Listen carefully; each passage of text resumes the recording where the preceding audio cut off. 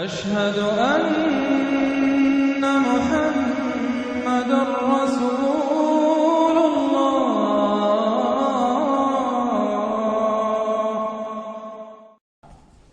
میں ابتدا میں عرض کر چکا ہوں کہ اس کی حیثیت ایک ضمیر میں کی ہے. جوڑا ہے سورہ فتح اور سورہ محمد، اور وہ بالکل اپنے اس کے ترتیب کے اعتبار سے بالکل صحیح جوڑا ہے. یہ در حقیقت سمجھیے کہ سورہ فتح کی چند آیات کی مزید وضاحت ہے. مثلا سورہ فتح میں ہم نے یہ پڑھا تھا بھلے تعذروہ و توقروہ، اللہ کے رسول کی تعظیم، توقیر، ان کی مدد، ان کی نصرت، یہ تمہارے لیے لازم ہے. پھر ہم نے ابھی پڑھا اہل ایمان کے لیے تمہیں رحم دل ہونا چاہیے، اہل ایمان کے لیے تمہارا طرز عمل جو ہے وہ بہت ہمدردانہ، نیک، بھلائی کا، خیر خواہانہ ہونا چاہیے. یہ ساری چیزیں جو ہیں اس میں اب سامنے آ رہی ہیں. اور دوسرے یہ کہ یہ جو اب دین کے غلبے کی جد و جہد ہے، اس کے لیے جہاد کی اہمیت کیا ہے دین کے اندر، اس کی اصل حیثیت کیا ہے، اس کو بھی اس سورہ مبارکہ میں واضح کیا گیا. تو سورہ حجرات کل 18 آیات ہیں، 2 رکوعوں پر مشتمل ہے.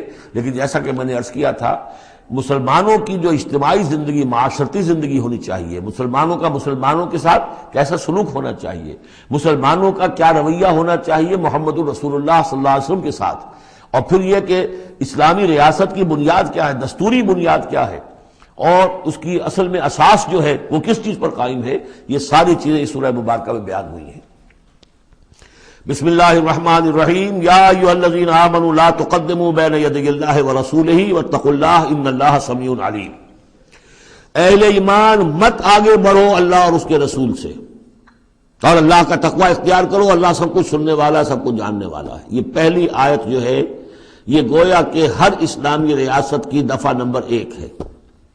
یا ہم یہ کہہ سکتے ہیں دفعہ نمبر 1 تو یہ ہو کہ یہاں حاکمیت اللہ کی ہے، لیکن حاکمیت اللہ کی کیسے یہاں پر ہوگی؟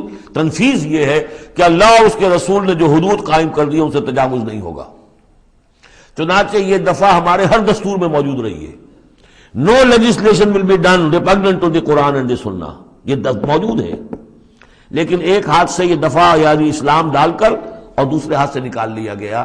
ایک آئیڈیولوجیکل کونسل بنا دی گئی ہے، وہ غور کرتی رہے گی، کوئی قانون کوئی خلاف ہے اگر اسلام کے تو وہ رپورٹ پیش کرتی رہے گی، سال بسال رپورٹیں آتی رہیں گی. کوئی لازم نہیں ہے دستور کی روح سے کہ ان کی دی ہوئی رپورٹ پر عمل بھی ہوگا. لہذا وہ الماریوں پر الماریاں بھرتی رہیں. کام ہوا ہے، محنتیں ہوئی ہیں، کوششیں ہوئی ہیں. ان میں ایک بڑی اچھی محنت ہوئی تھی جو اقتصادیات کے بارے میں ہوئی تھی کہ سود کے بغیر کیسی بینکنگ کا نظام قائم کیا جائے، اس میں بڑی محنت ہوئی ہے. لیکن دستور میں کوئی گارنٹی نہیں ہے کہ اس آئیڈیولوجیکل کونسل کی کوئی سفارشات لازماً وہ ان کی تنفیذ بھی ہوگی. تو معلوم ہوا کہ وہ بس ایک ایکسرسائز ان فیوٹیلیٹی ہے اکثر و بیشتر. تو فرمایا پہلی بات تو یہ طے کر لو کہ اللہ کا حکم اور اس کے رسول کا حکم، کتاب اور سنت، no legislation can be done here repugnant to the book of Allah Quran and the سنہ آف دی پروفٹ صلی اللہ علیہ وسلم. یہ ہے اصل الاصول، یہ ہے دفعہ کہ اس دفعہ سے اب یہ ریاست اسلامی بن گئی. کہ جو بھی لیجسلیٹو باڈی آپ بنائیں، اسے آپ پارلیمنٹ کہیں، اسے مجلس ملی کہیں، اسے آپ کانگریس جو چاہیں کہیں، اس کی لیجسلیٹو اتھارٹی جو ہے وہ لمیٹڈ ہے، limited by the injunctions of the Quran and the Sunnah. اس دائرے کے اندر اندر وہ قانون سازی کر سکتے ہیں. اس لیے کہ اس دائرے کے اندر اندر جو کچھ ہے وہ مباح ہے، اور مباح کے اندر آپ اکثریت کے ساتھ فیصلہ کر لیجئے. کسی دعوت میں آپ کر رہے ہیں، مہمان بلا رہے ہیں، اس میں مشروب کون سا سرو کیا جائے، اس میں روح افزا شربت پلایا جائے یا کوئی سیون اپ پلایا جائے یا کیا کیا جائے، اب اس کو اب وہ بھی مباح ہے، وہ بھی مباح ہے، اب کثرت رائے سے فیصلہ کر لیجیے. لیکن کثرت رائے کیا 100% رائے بھی اللہ کے کسی حکم میں ترمیم نہیں کر سکتی. وہ تو دائرہ ہے، اس دائرے کے اندر اندر رہنا ہے، جس کو کہ ایک حدیث سے حضور نے بہت عمدگی سے واضح کیا ہے. آپ نے فرمایا مثل المومن کا مثل الفرس فی عقیتہ، مومن کی مثال ایسی ہے جیسے کہ گھوڑا جو بندھا ہوا ہے کھوٹے کے ساتھ. ظاہر بات ہے مومن میں جو اللہ کو مانتا ہے تو اللہ کے حکم سے بندھ گیا، رسول کو مانتا ہے رسول کے فرمان سے بندھ گیا، قرآن کو مانتا ہے تو قرآن کے احکام سے بندھ گیا. تو ایک آدمی وہ ہے مادر پدر آزاد ہے، نہ اللہ کو جانے نہ رسول کو جانے نہ کسی آسمانی ہدایت کو مانے، وہ جو چاہے قانون بنائے. وہ سوڈمی کو بھی جائز قرار دے دیں، ہومو سیکشولیٹی کو بھی جائز قرار دے دیں، 2 مردوں کی شادی کو جائز قرار دے دیں، لیگل سٹیٹس دے دیں، ان کی مرضی ہے جو چاہے کریں. لیکن مسلمان تو پابند ہوتا ہے. تو پہلی یہ آیت جو ہے انتہائی اہم ہے، اور گویا کہ اس کی ترجمانی ہے جو پاکستان کے دستور میں وہ الفاظ لکھے ہوئے ہیں No legislation can be done here repugnant to the Quran and Sunnah. یا ایھا الذین آمنوا لا تقدموا بین یدی اللہ ورسولہ واتقوا اللہ ان اللہ سمیع علیم. اس کے بعد جو آ رہی ہیں 4 آیتیں، یہ خاص طور پر حضور کے ساتھ کیا طرز عمل ہونا چاہیے. دستوری بنیاد اسلامی ریاست کی یہ آ گئی، اللہ اور اس کے رسول کے احکام کی اطاعت. لیکن ایک ہماری ثقافت، ہماری تہذیب، ہمارے کلچر کی ایک بنیاد ہے، اور وہ بنیاد کیا ہے؟ حضور کی تعظیم، حضور سے محبت، حضور کے نقش قدم کی پیروی، آپ کے سرتابی نہ کرنا، آپ کے آواز کے مقابلے میں اپنی آواز بلند نہ کرنا. اب یہ آ رہا ہے، یہ ہے وہ توقروہ و تعزروہ، یہ گویا کہ اس کی شرح ہے. یا ایھا الذین آمنوا لا ترفعوا اصواتکم فوق صوت النبی، اہل ایمان اپنی آواز کبھی بلند نہ کرنا نبی کی آواز پر. ولا تجہروا لہ بالقول کجہر بعضکم لبعض، اور جس طرح تم آپس میں بلند آواز سے ایک دوسرے سے بات کر لیتے ہو، ایسی حرکت کوئی نبی کے ساتھ نہ کر بیٹھنا. ان تحبط اعمالکم، مبادا تمہارے سارے اعمال حبط ہو جائیں. تم سمجھو گے میں نے کوئی گناہ کبیرہ تو نہیں کیا ہے، میں نے چوری نہیں کی، ڈاکہ نہیں ڈالا، زنا نہیں کیا، کچھ نہیں کیا، لیکن نہیں، گستاخانہ طرز عمل نبی کی شان میں یہ تمہارے سارے کاموں کو حبط کر دے گا، اکارت کر دے گا. وانتم لا تشعرون، تمہیں پتہ بھی نہیں چلے گا. ان الذین یغضون اصواتهم عند رسول اللہ اولئک الذین امتحن اللہ قلوبهم للتقوی. ایک چیز کو ایک منفی انداز میں بھی کہا، اب یہ کہ مثبت انداز میں، شاباش دینے کے انداز میں. بے شک وہ لوگ جو اپنی آوازیں پست رکھتے ہیں رسول اللہ کے سامنے، یہی وہ لوگ ہیں کہ جن کے دلوں کو اللہ نے چن لیا ہے، امتحان کر کے، جانچ پرکھ کر چن لیا ہے، اختیار کر لیا ہے تقوی کے لیے. اب ان کے دلوں میں اللہ تعالیٰ تقوی زیادہ سے زیادہ پیدا کر دے گا. لہم مغفرۃ واجر عظیم، ان کے لیے مغفرت ہے اور بہت بڑا اجر ہے.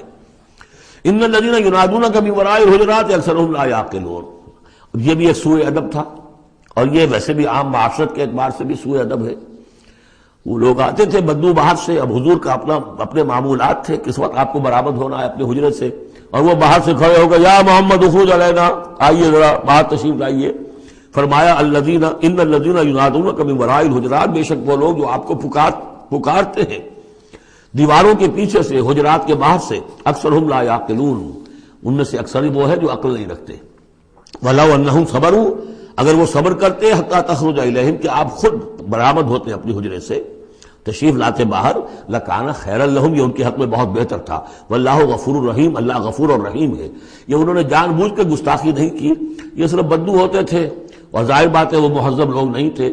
اس حوالے سے ان کے ہاں جو بھی تھا، اور عرب کا بدو وہ تو یوں سمجھیے کہ بہت ہی زیادہ ان آداب وغیرہ سے بہت ناواقف، بہت دور. تو اس لیے ان کا کہ اگرچہ انہوں نے کی ہے یہ زیادتی، لیکن اللہ غفور ہے اور رحیم ہے، بخشنے والا ہے، آئندہ اس کا اعادہ نہ ہو.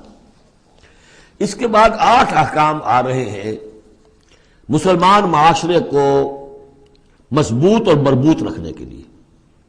اس لیے کہ اقامت دین کی جد و جہد، غلبہ دین کی جد و جہد، اگر یہ جماعت مضبوط نہیں ہے، مستحکم نہیں ہے، مربوط نہیں ہے، تو ظاہر بات ہے جد و جہد کمزور ہوگی. اور اس کے اندر رکھنے کہاں سے پیدا ہو سکتے ہیں؟ 2 بڑے حکم اور 6 چھوٹے حکم. ویسے وہ چھوٹے کس وجہ سے کہہ رہا ہوں وہ بھی میں آپ سے عرض کر دوں گا. اس لیے کہ وہ ایک آیت میں 3 جمع کیے، اور یہاں پہلے جو 2 بڑے حکم آ رہے ہیں ان کے لیے مستقل آیات نازل ہوئی. بڑے احکام میں سے پہلا کیا ہے؟ یا ایھا الذین آمنوا ان جاءکم فاسق بنبأ فتبینوا ان تصیبوا قوما بجہالۃ فتصبحوا علی ما فعلتم نادمین.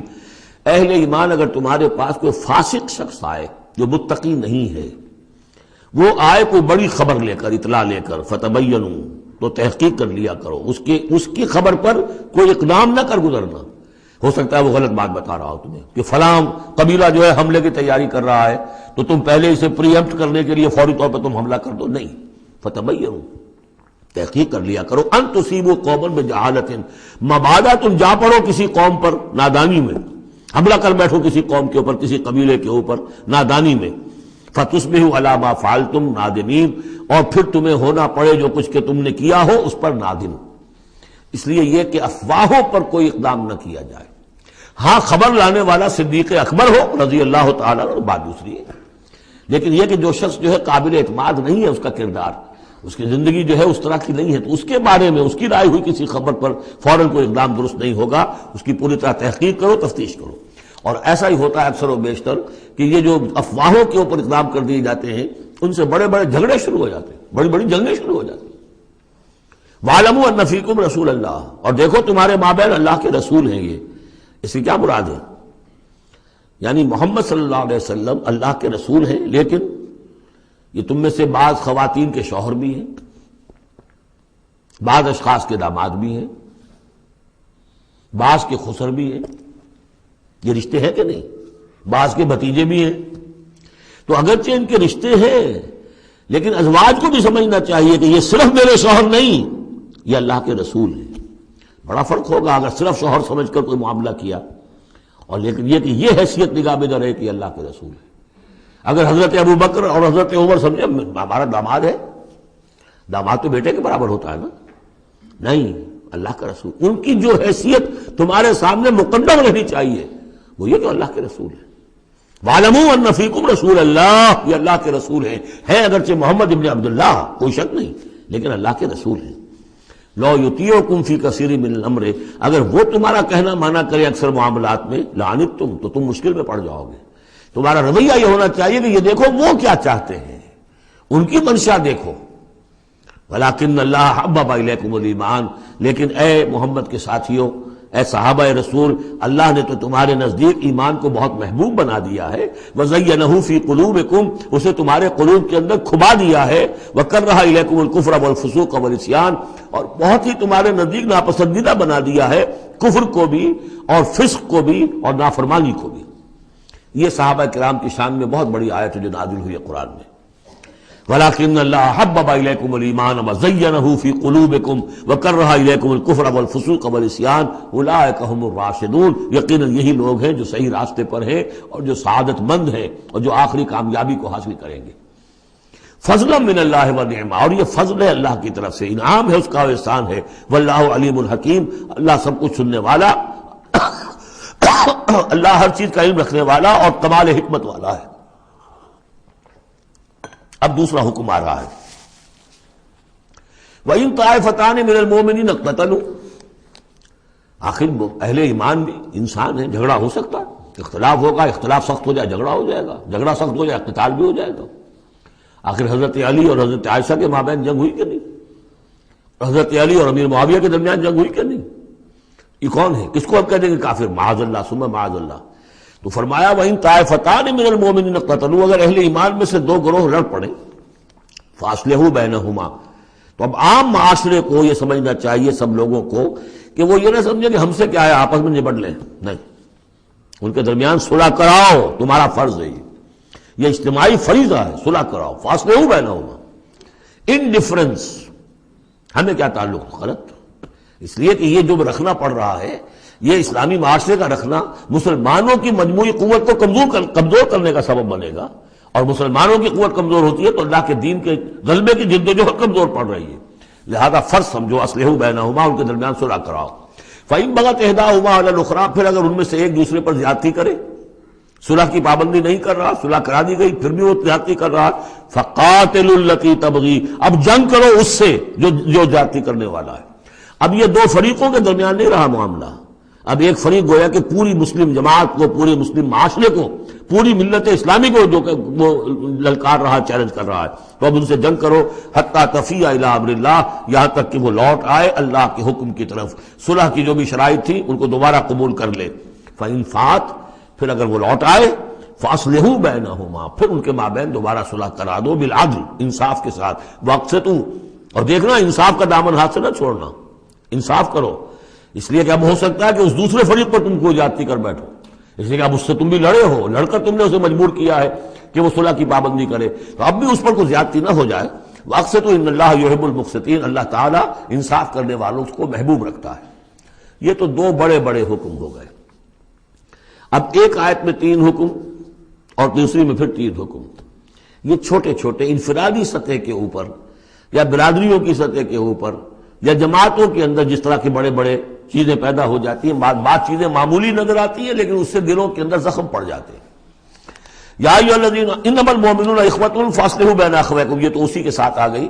یقیناً تمام اہل ایمان جو ہے وہ آپس میں بھائی بھائی ہے، بس اپنے دو بھائیوں کے درمیان صلح کرا دیا کرو. واتقوا اللہ، اللہ کا تقوی اختیار کرو. لعلکم ترحمون، تاکہ تم پر رحم کیا جائے. اب وہ آ رہی ہیں 2 آیتیں. یا ایھا الذین آمنوا لا یسخر قوم من قوم عسى ان یکونوا خیرا منہم، ولا نساء من نساء عسى ان یکن خیرا منہن، اہل ایمان تم میں سے کوئی گروہ دوسرے گروہ کا مذاق نہ اڑائے، تمسخر نہ کرے، ہو سکتا ہے کہ وہ ان سے بہتر ہوں۔ جن کا تم مذاق اڑا رہے ہو، کسی ایک برائی کو دیکھا ہے تم نے، کسی ایک عیب کو دیکھا ہے، اس کی ناک چھوٹی ہے، اس کا کان چھوٹا ہے، اس کا فلاں یہ ہے، اس کا یہ ہے، تو تم نے تو کوئی عیب دیکھا ہے ظاہری، ہو سکتا ہے دل میں اس کے تقویٰ تم سے 10 گنا زیادہ ہو، اللہ کی محبت، اللہ کے رسول کی محبت تم سے 1000 گنا زیادہ ہو، تو تمہیں کیا پتا، تم نے تو ایک چیز دیکھی ہے۔ اسی طرح عورتیں دوسری عورتوں کا مذاق نہ اڑائیں، عسیٰ ان یکن خیرا منہن، ہو سکتا ہے کہ وہ جن کا مذاق اڑایا جا رہا ہے وہ اللہ کی نگاہوں میں بہتر ہو ان سے جو مذاق اڑا رہی ہیں۔ ایک حکم تو ہو گیا تمسخر نہ ہو۔ ولا تلمزوا انفسکم، اپنے آپ کو عیب نہ لگاؤ، اپنے آپ کو عیب لگانا یعنی اپنے بھائیوں پر عیب نہ لگاؤ، آخر وہ تمہاری ہی اس ملت کا فرد ہے، امت کا فرد ہے، تو اس کو عیب لگا تو تمہیں عیب لگا، اس لیے فرمایا بہت ہی بلیغ الفاظ ہے، ولا تلمزوا انفسکم ولا تنابزوا بالالقاب، اور لوگوں کے چڑانے والے نام نہ رکھ لیا کرو۔ کسی جماعت کا نام کچھ اور ہے، اس کو چڑانے کے لیے نام کچھ اور رکھ لیا گیا ہے، یا اور کسی فرد کے لیے، کسی گروہ کے لیے، تو یہ جو ہے ایک دوسرے کے اوپر اس طریقے سے ڈال دینا اور نام ان کے اوپر کہ جو ان کو پسندیدہ نہیں ہے، یہ 3 کام ہو گئے ایک آیت میں روکا گیا۔ اس کی وجہ سے اکثر ایسا ہوتا ہے، کبھی ایک دوست آپ ایک خاص قسم کا مذاق اس سے کر رہے ہیں یا کسی لفظ سے اس کو چھیڑتے ہیں، 100 دفعہ وہ سن لیتا ہے، کوئی اثر نہیں ہوتا، کسی وقت کوئی عجیب کیفیت ہوتی ہے اس کی کہ اس کے دل میں جا کر زخم کی طرح لگ جاتا ہے اور پھر وہ دل کا رشتہ ٹوٹ جاتا ہے، اور ایک ایسی جو ہے اس کے اندر گرہ پڑ جاتی ہے، پھر کھولے نہیں کھل سکتی۔ لہذا محتاط رہو۔ بئس الاسم الفسوق بعد الایمان، ایمان کے بعد تو برائی کا نام بھی برا ہے، کیوں ان چیزوں میں جا رہے ہو؟ تمہیں تو ایمان کو سمجھنا چاہیے کہ اللہ نے تمہیں اتنی بڑی فضیلت دی ہے، تو ان گندگیوں کی طرف جو ہے تم متوجہ ہی نہ ہو۔ ومن لم یتوب فاولئک هم الظالمون، اور جو باز نہیں آئیں گے تو وہی ہے کہ جو ظالم ہے اللہ کی نگاہ میں۔ تو ترغیب بھی ہے، تشویق بھی ہے، سمجھانے کا انداز بھی ہے، اور ڈانٹ ڈپٹ بھی ہے۔ باز نہیں آؤ گے تو اللہ کی نگاہ میں پھر تم ظالم ہو۔ اگلی آیت میں پھر 3 چیزیں، وہ پہلی 3 چیزیں رو در رو ہوتی ہیں آمنے سامنے، اور یہ 3 چیزیں وہ ہیں جو غیب میں ہوتی ہیں، پیچھے ہوتی ہیں۔ یا ایھا الذین آمنوا اجتنبوا کثیرا من الظن ان بعض الظن اثم، اہل ایمان زیادہ ظن کرنے سے بچو، خواہ گمان بٹھا لینا کسی کے بارے میں، جب تک کہ کوئی بات ظاہر نہ ہو جائے، کسی کی طرف سے کوئی روش یا رویہ یا کوئی اقدام جو ہے واضح طور پر سامنے نہ آ جائے، اپنے دل میں خواہ کوئی اس کے بارے میں بھی جس کو ہم کہتے ہیں سوء ظن پیدا کر لینا۔ ان بعض الظن اثم، بعض ظن جو ہے وہ تو گناہ کے درجے تک پہنچ جائیں گے، اس لیے کہ تم نے اپنے دل میں بات بٹھا لی ہے، حالانکہ اس میں وہ شے ہے ہی نہیں، لہذا یہ تمہاری طرف سے گویا کہ ایک تہمت ہو رہی ہے اس کے اوپر، قلبی طور پر تو تہمت ہو گئی۔ ولا تجسسوا، اور دوسری بات یہ ہے کہ ایک دوسرے کے حالات کی ٹوہ میں نہ رہو۔ بہرحال اسلامی ریاست ہوگی تو جاسوسی کا ایک محکمہ بھی ہوگا، وہ تو اپنی جگہ پر ہے، لیکن افراد کی سطح پر خام خواہ فلاں اس گھر میں کیا ہو رہا ہے، کیوں ہو رہا ہے، یہ دونوں بھائیوں کے معاملات کیا ہیں، کیا وجہ ہے، لڑائی کیوں نہیں ہوتی ان میں، کچھ لوگوں کی ہوتی، تلاش میں رہتے ہیں ایسی چیزوں کی۔ ولا تجسسوا، تجسس مت کرو۔ ولا یغتب بعضکم بعضا، اور تم میں سے کوئی دوسرے کی غیبت نہ کرے، کسی کے پیٹھ پیچھے غیر موجودگی میں اس کی کوئی برائی نہ بیان کرے، چاہے وہ برائی بالفعل اس میں ہو۔ حضور سے پوچھا گیا کہ حضور اگر وہ برائی اس میں ہو، آپ نے فرمایا تبھی تو غیبت ہے، اگر برائی ہے نہیں تو تہمت ہو گئی، وہ تو غیبت سے دوہرا جرم ہو گیا۔ لیکن یہی ہے کہ کسی مسلمان بھائی کی غیر موجودگی میں اس کی کوئی برائی بیان نہ کی جائے۔ ایحب احدکم ان یاکل لحم اخیہ میتا، کیا تم میں سے کوئی شخص اسے پسند کرے گا کہ وہ اپنے کسی مردہ بھائی کا گوشت کھائے؟ فکرہتموہ، یہ تو تمہیں بہت برا لگا، بہت گھن آیا، یہ کیا بات کہہ دی اللہ تعالیٰ نے؟ کوئی شخص چاہے گا یہ کہ اپنے مردہ بھائی کا گوشت کھائے؟ لیکن یہ اخلاقی سطح پر یہی کام تم کرتے ہو۔ غیبت جو ہے اخلاقی سطح پر یہی ہے، کیوں کہ جو شخص موجود نہیں ہے آپ اس کی عزت پر حملہ کر رہے ہیں، اگر وہ موجود ہوتا اپنا دفاع کرتا، لیکن موجود نہیں ہے، دفاع نہیں کر سکتا، وضاحت کرتا، آپ کو غلط بات سمجھ میں آئی، آپ نے ٹھیک نہیں سمجھا ہے، آپ کو اطلاع صحیح نہیں ملی ہے، آپ 100 طرح سے اپنی حفاظت کرتا ہے اپنی عزت کی، اور چونکہ موجود نہیں ہے آپ نے جیسے مردہ بھائی کی لاش پڑی ہے، جیسے چاہو موٹی جو ہے کاٹ لو، لیکن اگر وہ زندہ ہو تو تمہیں قریب آنے دے گا۔ یہی ہے مثال۔ ایحب احدکم ان یاکل لحم اخیہ میتا فکرہتموہ فاتقوا اللہ ان اللہ تواب الرحیم، اور اللہ کا تقوی اختیار کرو، اللہ تواب ہے، توبہ کا بہت قبول فرمانے والا، اور رحیم ہے، بہت رحم فرمانے والا۔ تیسرا حصہ اس سورہ مبارکہ کا جو آ رہا ہے یہ عظیم ترین مضامین پر مشتمل ہے۔ ابھی تک معاملہ سارا یا ایھا الذین آمنوا یا ایھا الذین آمنوا یا ایھا الذین آمنوا، آپ نے دیکھا یہ یوں سمجھیے کہ 12 آیات میں 5 مرتبہ یا ایھا الذین آمنوا آ چکا ہے، اور ہم نے دیکھا مکی صورتیں اتنی لمبی جو ہے یا ایھا الذین آمنوا کا صیغہ وہاں ہے ہی نہیں، لیکن یہ آیت آ رہی ہے یا ایھا الناس، اے لوگو انا خلقناکم من ذکر و انثی، اے لوگو ہم نے تمہیں پیدا کیا ہے، تم سب کو، چاہے مومن ہو چاہے غیر مومن ہو، چاہے مسلمان ہو چاہے کافر ہو، تم سب کو ہم نے پیدا کیا ہے من ذکر و انثی، ایک مرد اور ایک عورت سے، حضرت آدم اور حوا کی اولاد ہو تم، وجعلناکم شعوبا وقبائل لتعارفوا، اور ہم نے تمہیں بنا دیا ہے، قوموں میں تقسیم کر دیا اور قبیلوں میں، تاکہ ایک دوسرے کو پہچانو۔ یہ رنگ کا فرق، نسل کا فرق اور یہ شکل و شبہات کا فرق، یہ جو بھی انسان کے نقوش ہیں ان کا فرق، زبانوں کا فرق، یہ قوموں اور قبیلوں میں جو فرق اور امتیاز ہم نے ڈالا ہے تاکہ پہچان سکو۔ سارے انسان ایک ہی رنگ کے، ایک ہی شکل و صورت کے، ایک ہی معلوم ہوتا کہ سانچہ ہے فیکٹری کا، اسی میں سے سب بنے چلے آ رہے ہیں، ایک ہی زبان بولتے تو پہچانتے کیسے ایک دوسرے کو؟ یہ سارا ہے صرف پہچان کے لیے، یہ نہیں ہے کہ فلاں نسل اعلیٰ ہے فلاں گھٹیا ہے، فلاں اونچی ہے فلاں نیچی ہے۔ جیسا کہ آپ نے خطبہ دیا تھا جو آخری خطبہ ہے حجۃ الوداع کا، لا فضل لعربی علی عجمی ولا لعجمی علی عربی ولا لاحمر علی اسود ولا لاسود علی احمر الا بالتقوی، کسی عربی کو، کسی عرب کو عجمی پر کوئی فضیلت نہیں، کسی عجمی کو کسی عرب پر کوئی فضیلت نہیں، کسی سرخ رو کو کسی سیاہ فام پر کوئی فضیلت نہیں، کسی سیاہ فام کو کسی سرخ رو پر کوئی فضیلت نہیں۔ ہاں فضیلت ہے تو تقوی کی بنیاد پر ہے۔ ایچ جی ویلز نے اپنی history of a concise history of the world میں یہ پیسج کوٹ کر کے لکھا کہ اگرچہ اس سے پہلے بھی تاریخ انسانی میں human fraternity, equality and freedom, انسانی حریت و اخوت و مساوات کے واس تو بہت کہے گئے، لیکن یہ ہے کہ تاریخ انسانی میں یہ ماننا پڑتا ہے کہ پہلی مرتبہ ان اصولوں پر بالفعل ایک معاشرہ قائم کیا محمد نے صلی اللہ علیہ وسلم۔ حالانکہ دشمن ہے، اس نے حضور کی سیرت پر حملے کیے ہیں بالکل وہی اسی طرح کے جیسے رشدی نے کیے ہیں۔ رشدی نے ذرا انداز اور زیادہ گھناؤنا استعمال کیا، چونکہ وہ تو فکشن اس نے ایک طور سے بنائی ہے، لیکن اس نے وہ تاریخ لکھ رہا تھا تو اس طرح کا انداز تو نہیں، لیکن باتیں وہی کہی ہیں۔ اس کے باوجود کس بات کو ماننے پر مجبور ہو گیا کہ واقعہ یہ ہے کہ محمد نے، وہ تو رسول اللہ تو نہیں مانتا، کہ یہ ماننا پڑتا ہے کہ پہلی مرتبہ for the first time in history ہی established a society based on these principles of human fraternity, equality and freedom. اگرچہ جو تازہ ایڈیشن ہے اس کتاب کا concise history of the world, اس میں سے یہ پیسج نکال دیا ہے، اب تو ایڈیٹرز اور ہیں، البتہ پرانا ایڈیشن کہیں یونیورسٹی سے لیجیے، لائبریری سے، اور وہاں سے آپ کو وہ مل جائے گا پیسے۔ یا ایھا الناس انا خلقناکم من ذکر و انثی وجعلناکم شعوبا وقبائل لتعارفوا، یہ تعارف کے لیے، ان اکرمکم عند اللہ اتقاکم، یقیناً تم میں سب سے زیادہ باعزت اللہ کے نزدیک وہ ہے جو سب سے بڑھ کر متقی ہے۔ ان اللہ علیم خبیر، یقیناً اللہ تعالیٰ سب کو جاننے والا اور باخبر ہے۔ قالت الاعراب آمنا، اب ایک اور بہت اہم بات آ گئی۔ اسلامی معاشرہ اور اسلامی ریاست کی جو شہریت ہے اس کی بنیاد کیا ہے؟ ایمان یا اسلام؟ ایمان تو دل میں ہے، چھپی ہوئی شے ہے، ویریفائبل نہیں ہے یا نہیں ہے، کیسے معلوم ہوگا؟ دنیا میں جو آپ کو قانون بنانا ہے، دنیا میں جو معاشرہ بنانا ہے، دنیا میں جو ریاست بنانی ہے، اس میں کون شامل ہوگا؟ اس کی ساری بنیاد اسلام پر ہے، ایمان پر نہیں ہے۔ لیکن آخرت میں سارا دار و مدار ایمان پر ہے، اسلام پر نہیں ہے۔ آپ جو ہے یہاں کی ابھی سینسس ہوگا آپ کے ملک میں، آپ مسلم لکھا ہوا ہے آپ کے خانے میں مسلم، لیکن یہ کہ اس کی بنا پر اللہ کے ہاں چھوٹ نہیں ہو جائے گی، اللہ دیکھے گا ایمان بھی تھا کہ نہیں۔ ان اللہ لا ينظر الى صورکم ولا الى اموالکم ولکن ينظر الى قلوبکم واعمالکم، اللہ تمہاری صورتوں اور اموال کو نہیں دیکھتا، تمہارے دلوں اور اعمال کو دیکھتا ہے۔ تو یہ جو ایمان اور اسلام کا فرق ہے، اسلامی ریاست اسلامی معاشرے کی اس بحث میں اہم ترین ہے، اس کی بنیاد ایمان پر نہیں ہے، اسلام پر ہے۔ اس کے لیے بیان کیا کیا؟ قالت الاعراب آمنا، یہ بدو کہہ رہے ہیں ہم ایمان لے آئے۔ قل لم تؤمنوا، اے نبی ان سے کہہ دیجئے تم ہرگز ایمان نہیں لائے ہو۔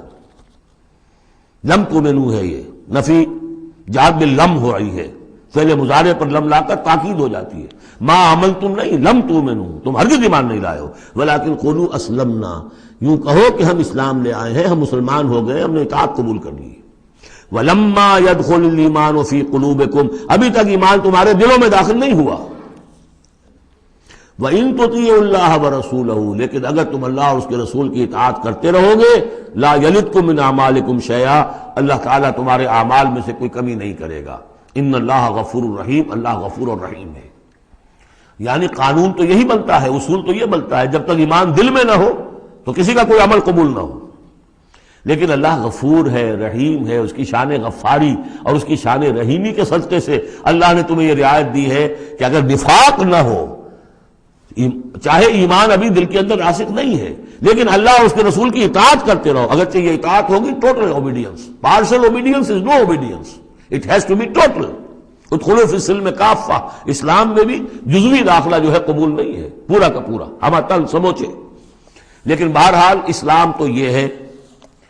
اب اگر تم جاننا چاہو کہ مومن کسے کہتے ہیں تو سن لو، اس کی ڈیفینیشن یہ آ گئی۔ اب یہ میں نے سورہ انفال کے دوران بھی اس کو وضاحت کیا تھا کہ اس کے دو حصے جو اس ڈیفینیشن کے، سورہ انفال میں دوسری آیت، دوسری تیسری، اور ادھر آخر سے پہلی آیت جو ہے اس میں ان کو دونوں کو علیحدہ کر دیا گیا۔ یہ ہے گویا کہ comprehensive definition of a Muslim, of a مومن۔ Who is a مومن؟ انما المؤمنون الذين آمنوا بالله ورسوله ثم لم يرتابوا۔ مومن تو بس صرف وہ ہے جو ایمان لائے اللہ پر اور اس کے رسول پر، پھر شک میں ہرگز نہیں پڑے۔ لم يرتابوا، پھر وہی جہاد میں لم، ہرگز کوئی شک نہیں پیدا کیا، یعنی یقین بن گیا، ایمان دل کے اندر راسخ ہو گیا۔ جیسے کہ فرمایا صحابہ کرام کے بارے میں، وَلَٰكِنَّ اللَّهَ حَبَّبَ إِلَيْكُمُ الْإِيمَانَ وَزَيَّنَهُ فِي قُلُوبِكُمْ، تمہارے دلوں میں کھبا دیا اس نے۔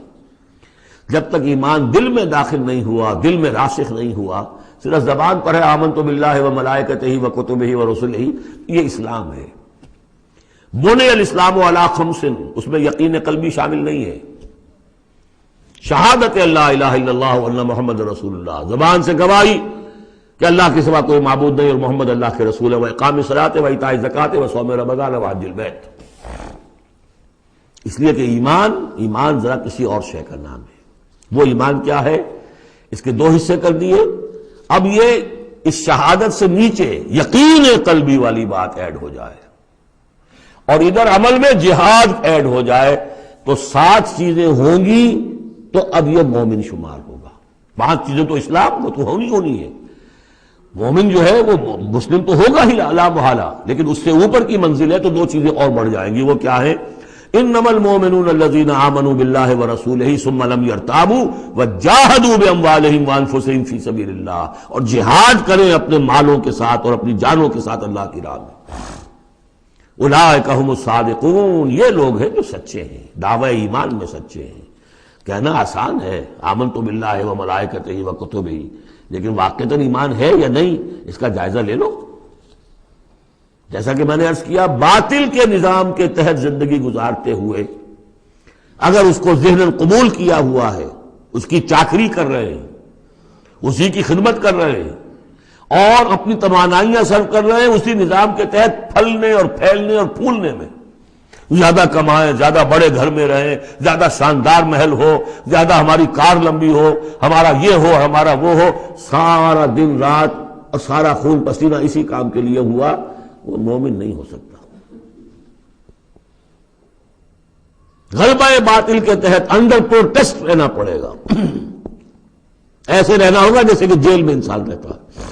الدنیا سجن المومن و جنت الکافر، اور یہ کہ اپنی توانائی میں سے منیمم سبسسٹنس لیول پر جو آپ کے وجود کو برقرار رکھنے کے لیے ناگزیر ہو، اس حد تک تو اپنے وقت اور توانائی اور اپنی قوت اور صلاحیت میں لگائیں آپ، اپنے اور اپنے اہل و عیال کی ضروریات پوری کرنے کے لیے۔ باقی سارا وقت، ساری صلاحیت، ساری قوت اللہ کے دین کو غالب کرنے کی جد و جہد، نظام باطل کو جڑ سے اکھیڑ کر پھینک کر اور اللہ کے دین کو قائم کرنے کی جد و جہد۔ اگر یہ نہیں ہے، اگر یہ نہیں تو بابا پھر سب کہانیاں ہیں، پھر یہ اسلام کا دعویٰ ہے۔ اسلام تو ہے، مانے گا تم دنیا میں تم مسلمان عورت سے شادی کر سکتے ہو، مسلمان باپ کی وراثت تمہیں مل جائے گی، قانونی حقوق سارے تمہارے مسلمانوں کے ہوں گے، اسلامی ریاست میں تم مکمل شہری شمار ہو جاؤ گے، لیکن مومن شمار نہیں ہوگے اللہ کے ہاں۔ قالت الاعراب، یہ آیات تو ایسی ہیں کہ یہ یاد کر لیجئے آج کی رات۔ قالت الاعراب آمنا قل لم تؤمنوا ولكن قولوا اسلمنا، معلوم ہوا علیحدہ کر دیا ہے، بالکل واحد مقام ہے یہ قرآن مجید کا جس میں اسلام اور ایمان کو یوں کر دیا علیحدہ۔ کہ ایک گروہ ایسا بھی تھا جس کے بارے میں کہا گیا ایمان تمہارے دلوں میں تاحال داخل نہیں ہوا۔ البتہ اس آیت سے بعض لوگوں کو یہ مغالطہ ہو جاتا ہے کہ یہ منافقین کی بات نہیں ہے، اس لیے کہ منافقین کا تو کوئی عمل قبول نہیں اللہ کے ہاں۔ یہاں کہا جا رہا ہے کہ اگر تم اللہ اور اس کے رسول کی اطاعت کرتے رہو گے اللہ تمہارے اعمال میں کوئی کمی نہیں کرے گا۔ تاریخی پس منظر سمجھ لیجئے، جب اللہ تعالیٰ نے عرب میں حضور کو غلبہ عطا کر دیا، اذا جاء نصر اللہ والفتح ورأیت الناس يدخلون فی دین اللہ افواجا، اب ظاہر بات ہے کہ تمام قبائل کے اندر بیٹھ کر مشورے ہوئے، it's no use continuing resistance, اب تو بہرحال فیصلہ کن فتح محمد کو ہو گئی ہے، اب ہم مقابلہ نہیں کر سکتے، کوئی اور راستہ نہیں، جاؤ اور جا کر وفد بھیجو اور اطاعت قبول کر لو اور اسلام قبول کر لو۔ تو وہ اطاعت بھی تھی اسلامی ریاست کی، ساتھ ہی اسلام قبول کرنا بھی تھا کہ ہم نے مان لیا جی، اس لیے کہ وہاں سے تو الٹیمیٹم آ چکا تھا جو سورہ توبہ میں ہم پڑھ چکے ہیں کہ یہ صرف 4 مہینے کی مہلت ہے، اس کے بعد اگر تم ایمان نہ لائے تو فَإِذَا انْسَلَخَ الْأَشْهُرُ الْحُرُمُ فَاقْتُلُوا الْمُشْرِكِينَ حَيْثُ وَجَدتُّمُوهُمْ، تو اس کے بعد ایمان لانا ان کے لیے لازم تھا اگر رہنا عرب کے اندر۔ لیکن یہ کہ ان میں 3 طرح کے لوگ تھے، ایسے بھی یقیناً تھے جو خلوص دل سے ایمان لائے، ایسے بھی لوگ تھے جو دھوکہ دینے کے لیے ایمان لائے، جان بچانے کے لیے۔ یہ 2 ہو گئی ویلیوز، پازیٹو اور نیگیٹو۔ بیچ میں پازیٹو اور نیگیٹو کے مابین ایک زیرو لیول آتا ہے۔ زیرو لیول وہ تھا کہ دل میں نہ دھوکے کی نیت ہے نہ حقیقتاً ایمان دل میں پیدا ہوا ہے، لیکن اسلام لے آئے، ٹھیک ہے ہم تیار ہیں، وہ ہے جن کا ذکر کیا جا رہا ہے۔ قالت الاعراب آمنا قل لم تؤمنوا ولكن قولوا اسلمنا، تم یہ کہو کہ ہم اسلام لے آئے، ولما يدخل الايمان في قلوبكم، ابھی تک ایمان تمہارے دلوں میں داخل نہیں ہوا۔ وَإِن تُطِيعُوا اللَّهَ وَرَسُولَهُ لَا يَلِدْكُم مِّنْ أَعْمَالِكُم شَيْئًا، اگر اللہ اور اس کے رسول کی اطاعت کرتے رہو گے اللہ تمہارے عمل میں سے کچھ بھی گھٹائے گا نہیں، کم نہیں کرے گا، بلکہ آگے چل کر یہ بات واضح ہو جائے گی کہ اگر اللہ اور اس کے رسول کی اطاعت کرتے رہو گے تو ایمان بھی تمہارے دلوں میں پیدا ہو جائے گا، اس لیے کہ ایمان سے عمل صالح پیدا ہوتا ہے اور عمل صالح سے بھی ایمان پیدا ہوتا ہے۔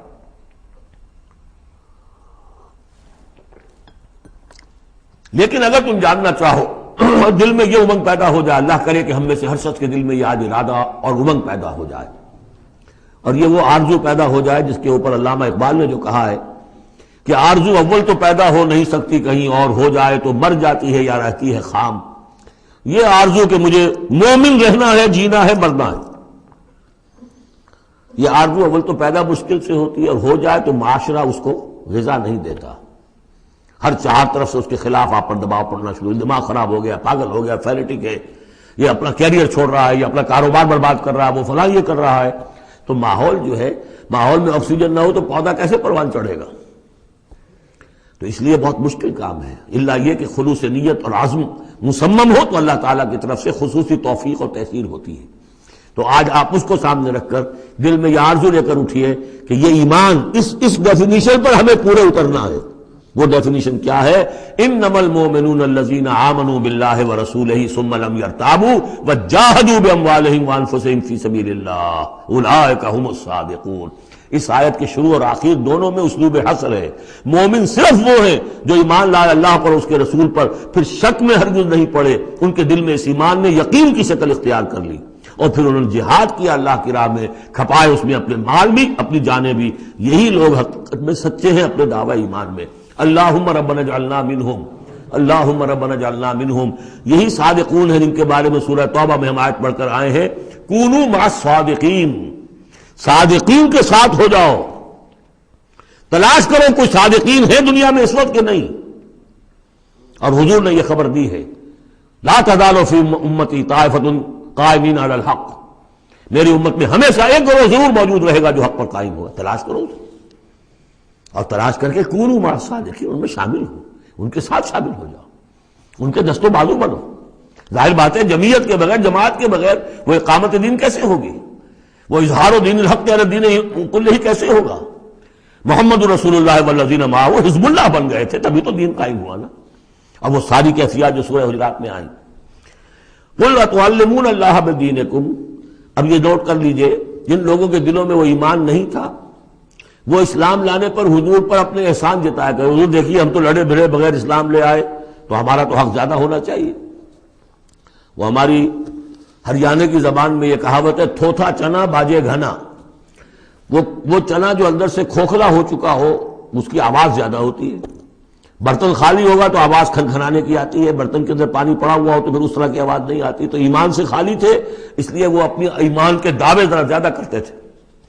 قل اتعلمون اللہ بدینکم، تم اپنے دین کا جو اس طرح سے بڑھ چڑھ کر باتیں کرتے ہو تو اللہ کو بتانا چاہتے ہو، جتلانا چاہتے ہو اپنا دین. واللہ یعلم ما فی السماوات وما فی الارض. اگر تمہیں ایمان حاصل ہوتا تو تم یہ جانتے کہ اللہ تو جانتا ہے جو کچھ کے آسمانوں میں اور زمین میں ہے. ایک بندہ مومن کے لیے تو یہ کہنے کی ضرورت ہی نہیں. واللہ بکل شیء علیم، اللہ تو ہر چیز کا علم رکھتا ہے. یمنون علیک ان اسلموا، اے نبی آپ پر احسان دھر رہے ہیں کہ ہم اسلام لے آئے. قل لا تمنوا علی اسلامکم، اے نبی سے کہہ دیجئے مجھ پر اپنے اسلام کا کوئی احسان مت دھرو. بل اللہ یمن علیکم، بلکہ اللہ تم پر احسان دھرتا ہے. ان ہداکم للایمان ان کنتم صادقین، کہ اس نے تمہیں ایمان کے راستے پر ڈال دیا ہے اگر تم سچے ہو. جب اسلام پر آ گئے ہو تو ایمان کے راستے پر چڑھ گئے ہو. اگر سچے ہو گے تو اب ایمان تمہارے اندر پیدا ہو جائے گا. اطاعت رسول کرتے رہو گے، اطاعت اللہ الہی کرتے رہو گے، نمازیں پڑھو گے، روزے رکھو گے، زکوٰۃ دو گے خوش دلی کے ساتھ، تو ان اعمال کی بدولت ان کی نورانیت تمہارے قلوب کے اندر اترے گی اور اس سے تمہارے اندر ایمان پیدا ہو جائے گا. دیکھیے یہاں لفظ اسلام آیا تھا. پھر یمنون علیک ان اسلموا، یہ آپ پر احسان دھر رہے ہیں کہ وہ اسلام لے آئے. قل لا تمنوا علی اسلامکم، اے نبی کہہ دیجیے مجھ پر اپنے اسلام کا احسان مت دھرو. بل اللہ یمن علیکم، بلکہ یہ تو اللہ تم پر احسان دھر رہا ہے. ان ہداکم للایمان، کہ یہ جو تمہیں اسلام لانے کی توفیق دے دی اس نے، تو اس نے گویا کہ ایمان کی سڑک پر ڈال دیا، تمہیں اس راستے پر ڈال دیا ہے کہ جو ایمان تک لے جائے گی. ان کنتم صادقین، اگر تم اپنے اسلام میں صادق ہو. ہاں اسلام منافقانہ لائے ہو تو بات اور ہے، دل میں عداوت ہے، دشمنی ہے صرف جان بچانے کے لیے، اگر نیت یہی ہے تو پھر تو ظاہر بات ہے کہ نہ اسلام ہے اور نہ ایمان ہے. اگرچہ قانون اور پھر بھی مسلمان مانے جائیں گے. منافقین بھی آخری وقت تک مسلمان مانے گئے. منافقین جو ہے یہاں تک کہ رئیس المنافقین عبداللہ ابن ابی کی نماز جنازہ حضور نے پڑھائی ہے.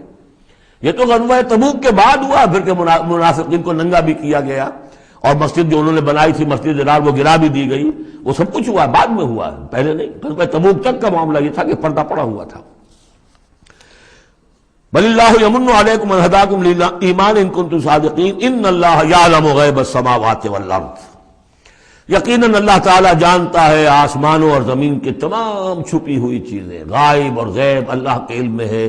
واللہ بصیر بما تعملون، اور جو کچھ تم کر رہے ہو اللہ اسے دیکھ رہا ہے.